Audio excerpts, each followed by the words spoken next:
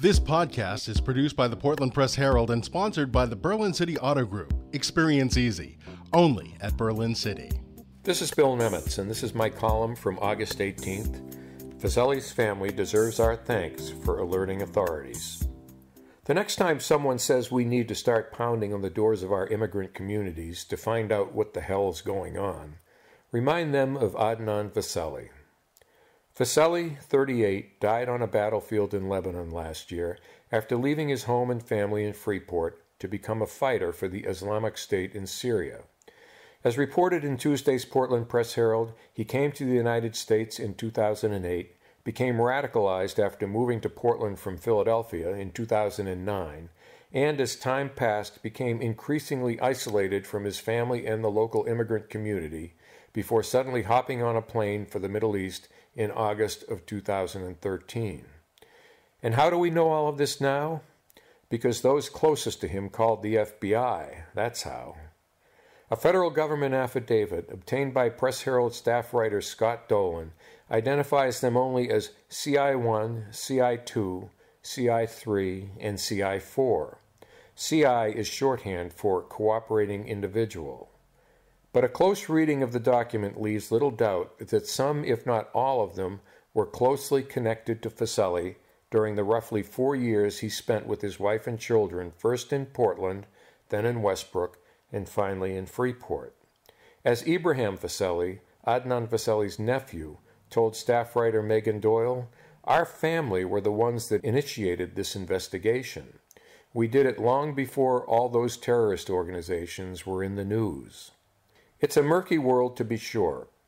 Maine State Police Detective George Loader, acting as a member of an FBI task force, noted in the affidavit that the FBI paid 3 of the 4 informants for their information on Adnan Fazeli.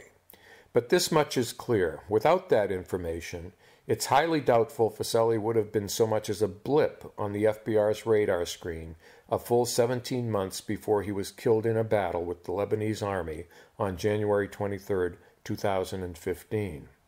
Noted Loader in the affidavit, on August 23, 2013, CI1 told a local FBI agent that CI1 believed an individual named Abu Nawaf, an alias used by Adnan Fazeli, had converted from a Shia to a Sunni Muslim. CI1 reported further that Nawaf was an Iranian national then residing in Freeport, Maine, and had recently grown a beard and had become very religious.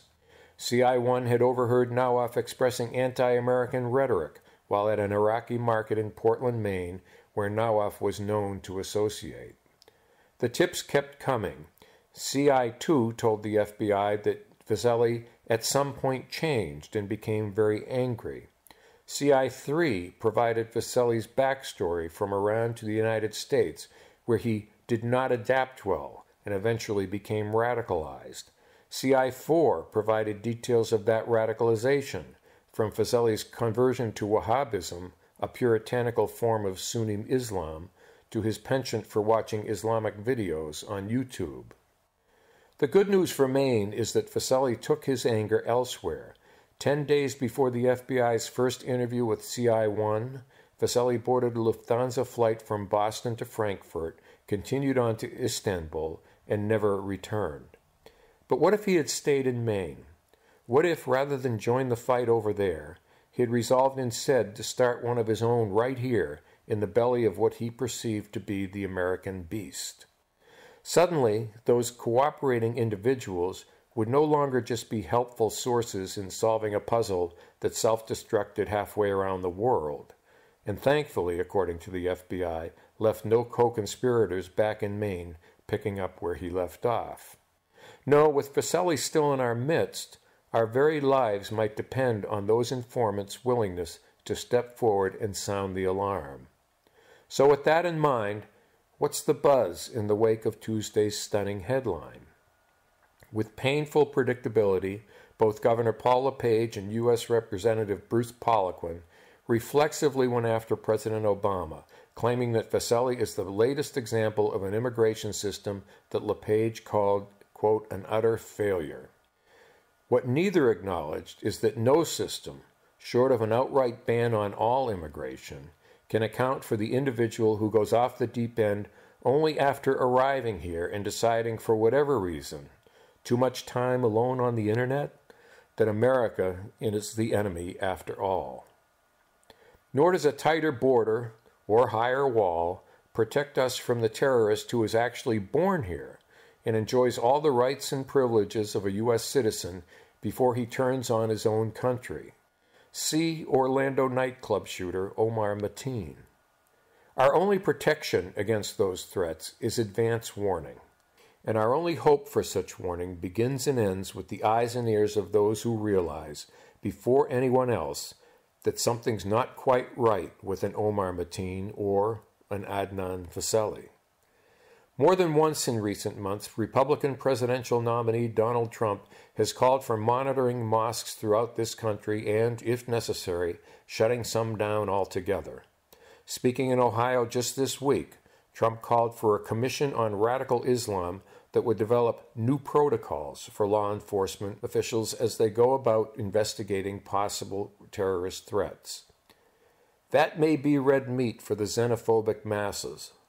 But if you're a new arrival to this country, wondering nervously whether you should drop a dime on a suspicious countryman and thus invite law enforcement into your life, it translates into 4 easily understood words. Keep your mouth shut.